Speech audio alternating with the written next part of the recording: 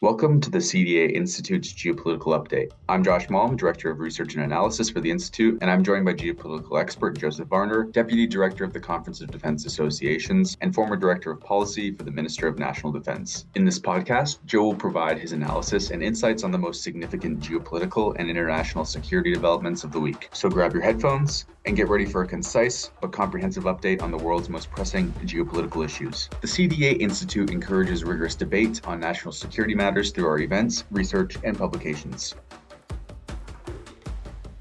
Joseph Varner, happy Friday. It is September 13th, Friday the 13th. So hope everybody out there is being careful today.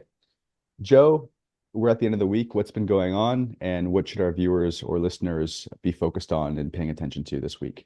Three stories this week that are of particular interest are developments in North Korea, China's quiet invasion of India, and Israel's attack on Syria and a covert Iranian missile plant. Well, what's happening in the Hermit Kingdom, Joe? Well, in the Hermit Kingdom, North Korean leader Kim Jong Un emphasized the importance of strengthening naval power during a tour of a naval-based construction site. And during the tour, Kim stressed the need to build a naval port capable of operating modern weapon systems and the weapon systems of warships, and revealed plans to deploy anti-aircraft and coastal defense systems for defending the port. As well, North Korean leader Kim Jong Un vowed to redouble efforts to make his nuclear force fully ready for combat with the US and its allies. And after that, the country disclosed a new platform likely designed to fire more powerful intercontinental ballistic missiles targeting the mainland US. A photo of Kim inspecting what appeared to be a 12-axle missile launcher erector vehicle, which would be the largest the country has shown so far during a visit to a munition plant, appeared online. This sparked speculation that North Korea could be developing a new ICBM that is bigger than its current Hwasong-17 ICBM, which is launched on an 11-axle vehicle, as opposed to the new 12-axle vehicle we've just seen. Note that South Korean officials believe that North Korea has estimated to have manufactured up to 60 nuclear weapons, and estimates on how many nuclear bombs North Korea could add every year range from 6 to 18. Joe, can you tell us about what's happening with India and China? We're used to seeing tensions sprout up in this region intermittently sometimes, especially on the border, but what's going on this week? So in general terms, the same sort of harassment, gray zone tactics that we see in the South China Sea by China have been playing out on the Chinese-Indian border area. So images surfaced on social media this week suggesting that Chinese troops were active deep inside Indian territory. The evidence indicates People's Liberation Army troops had penetrated at least 60 kilometers into northeastern India. The region is one of the most hotly contested areas in the Indian-China border feud, which traces its roots back to the British colonial era.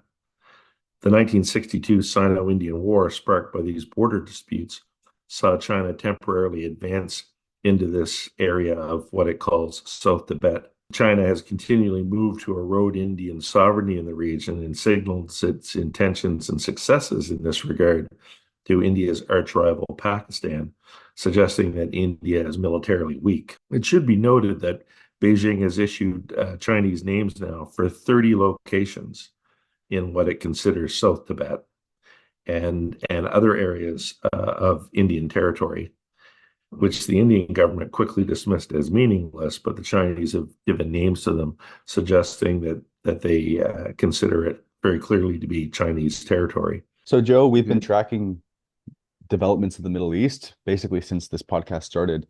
What's been happening this week? Have we seen any escalations of tension? Yeah, we've seen what looks to be an interesting move by the Israelis. An elite IDF unit conducted a highly unusual ground raid at Masyaf in Syria in conjunction with a series of airstrikes earlier this week and destroyed an underground missile factory that Israel and the United States claim was built by Iran.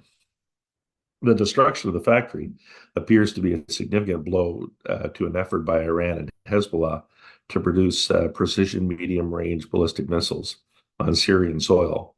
And keep in mind that September 6th marked the 17th anniversary of the destruction of Syria's nuclear reactor in 2007, one of Israel's greatest strategic achievements. So it's been an interesting week there. The three stories that are of interest are Iran and its covert nuclear program, former Chinese foreign minister Qin Gang and his new job, and Putin's latest threat to NATO. A former senior Mossad official has told the press this week in Israel that Israeli Prime Minister Benjamin Netanyahu's policy is leading Israel to a strategic disaster with Iran, which the senior retired Mossad official said now could assemble as many as 9 nuclear bombs. And ever since the summer of 2023, when then Chinese Foreign Minister Qin Gang mysteriously disappeared from public view, his fate has been the subject of intense speculation.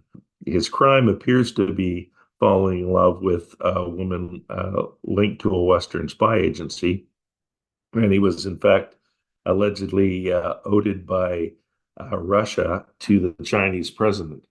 Qin has been nominally assigned to low-level jobs at a publishing house affiliated with the Chinese Foreign Ministry. He seems to have a job now at World Affairs Press.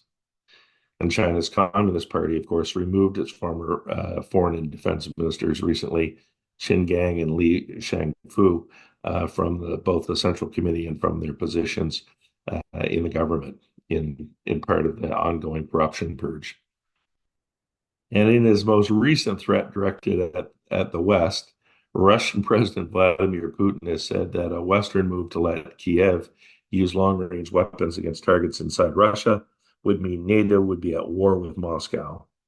And U.S. Secretary of State Antony Blinken signaled Wednesday that the West was considering just that, allowing Kiev to strike deeper into Russian territory with Western-made weaponry. So watch and shoot in the next few weeks. Joe, thank you once again for your insightful analysis and for guiding us through this week's geopolitical developments. And to our listeners, thank you for tuning in once again.